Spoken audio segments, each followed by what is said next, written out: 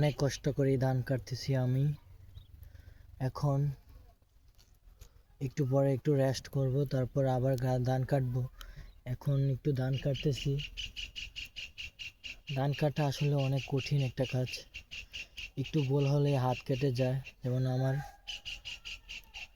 একটু পর পর হাত কাটে। আর অনেক রোদের মধ্যে ধান কাটা অনেক কষ্ট। তাও কষ্ট হলেও কিছু করার নেই, ধান তো কাটতে হবে। ধান না কাটলে তো আর খাবার জুটবে না কপালে। ধান কাটতে হবে, তাই আমি ধান কাটতেছি। আমি একাই ধান কাটতেছি, দেখেন আপনারা।